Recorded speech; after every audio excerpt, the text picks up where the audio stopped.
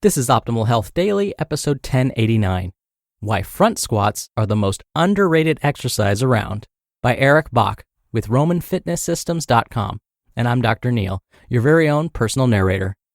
Welcome to a Tuesday edition of Optimal Health Daily. This is one of just a few podcasts in the world where blogs are read to you for free so that you don't have to read them yourself. But with this show, you get the added bonus of hearing my commentary at the end.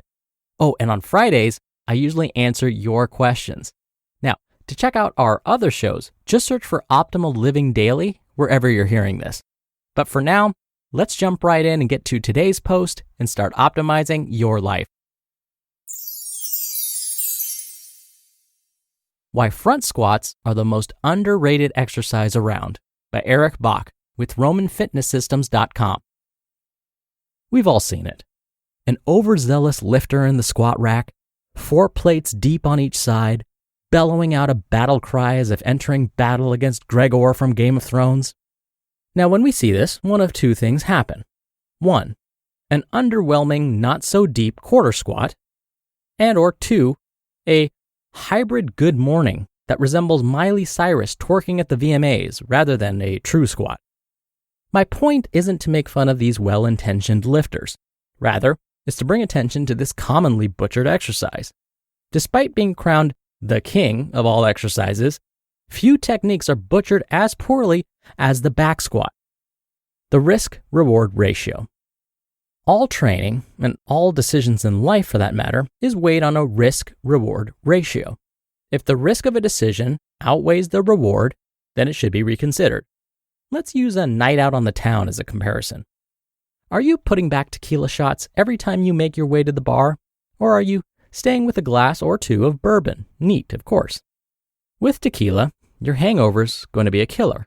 But you'll loosen your inhibitions, have fun, and grow the courage to approach the hottie you've been eyeing since you walked in the door. On the flip side, you'll potentially make an out of yourself and spend tomorrow morning hugging the porcelain queen between episodes of House of Cards.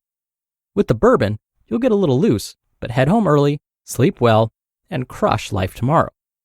So what's the best decision? Well, that's up to you. Each has its own risks and rewards. Back to training. Do you just do the stuff you like, squat rack curls, hammer curls, and abs?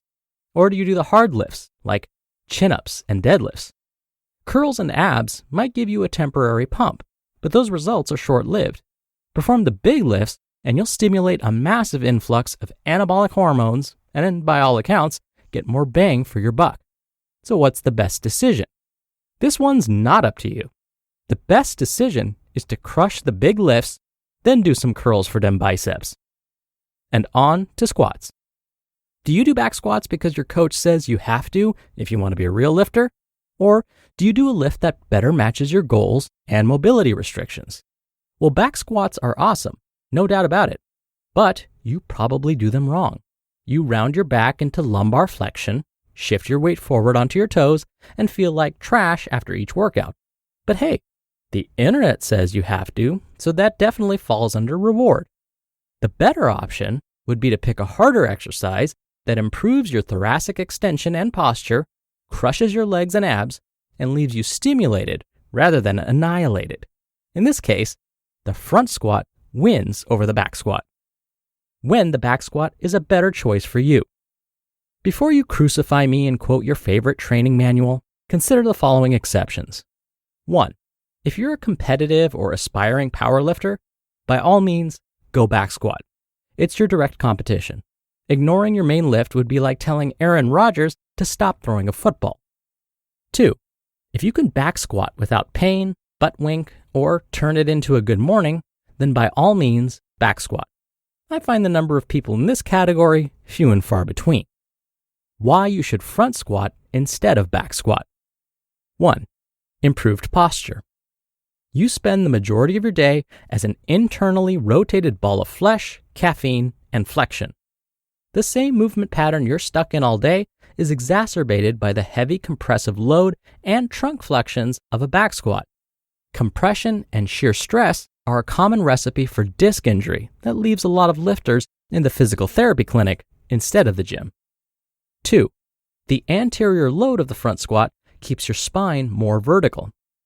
This reduces shear stress on your spine and improves anterior core engagement to reduce flexion-based injuries to your lower back. 3. You'll build a greater core strength, improve your posture, and still crush your legs. In the interest of maximum gains with minimal risk, the front squat is an all-around better exercise than the back squat for the majority of lifters. What most people don't know: front squats are safer. Front squats can help you reduce risk of injury because you're not bouncing out of a deep squat with a compressed and flexed spine. Greater relative muscle activation. With the greater range of motion that a back squat allows, you have a greater risk of pulling your glutes, hamstrings, and quads. You also increase the demands on each muscle to contract and return to the starting position, which increases muscle activation and stimulates more muscle mass for growth. You'll use less weight with a front squat while achieving a similar muscle activation with less stress to your joints. Jacked quads and a yoke. There are two spots where the front squat is a notch above a back squat: quad and upper back development. First, front squats are performed with a narrow, neutral foot stance compared to the wider, externally rotated position of the back squat. This leads to less activation on the hamstrings and abductors, but increases demand on the quads. Take a look at the quads of any Olympic lifter, and you'll see what I mean. Their vastus medialis, often known as VMO development, would make any dude jealous. Further, to hold the bar position on the top of the shoulders, the elbows must stay perpendicular to the ground. I apologize for the upcoming anatomy bomb, but front squats require scapula and clavicle elevation along with an upward rotation to keep the elbows up and the bar in proper position. This requires the traps, serratus anterior, levator scapulae, rhomboids, and lats to work in conjunction to hold position and prevent you from dumping the bar forward. What all that means is the front squat strengthens the muscles that are weak from kneeling over your desk for 40 or more hours a week. The squat conundrum is real, but I have a solution. Back squats are great, but most people suck at them and don't have the time, knowledge, or patience to fix the underlying mobility and stability restrictions necessary to do them safely and effectively. That's why most of the time I opt for front squats. For my athletes and busy executives, there's less risk and a greater reward to keeping them healthy, athletic, and jacked. You just listened to the post titled, "Why Front Squats Are the Most Underrated Exercise Around" by Eric Bach with RomanFitnessSystems.com. Dr. Neil here for my commentary. I discovered the front squat only fairly recently. For the longest time, I wasn't even interested in trying this move. As Eric mentioned, I was that person that figured it wouldn't give me the same reward that a back squat would. But then I listened to Dan John's book, Never Let Go. In the book, Dan John mentions how wonderful front squats can be and how they can support so many other resistance training exercises. Now, I wish I had read Eric's blog before, because this would have definitely convinced me to try front squats too. I just happened to have read Never Let Go first and was convinced to try them. And Eric is absolutely right. You have to use a much lighter weight when you're performing front squats.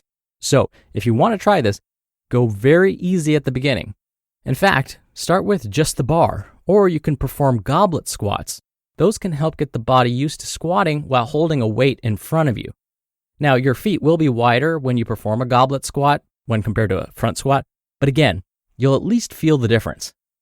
Now, the first few times I performed a front squat, it was rough. My form was terrible. I felt like I was going to fall forward. But with consistent and perfect practice, a front squat is one of my favorite moves now. So take it from me, a guy who at one time could not perform a single pull-up or bench press more than 95 pounds, front squats are worth trying. Just be sure to perform them safely. All right, that's it for today. Thank you so much for listening. Thank you for being a subscriber of the show. I hope you have a great rest of your day, and I'll see you back here tomorrow where your optimal life awaits.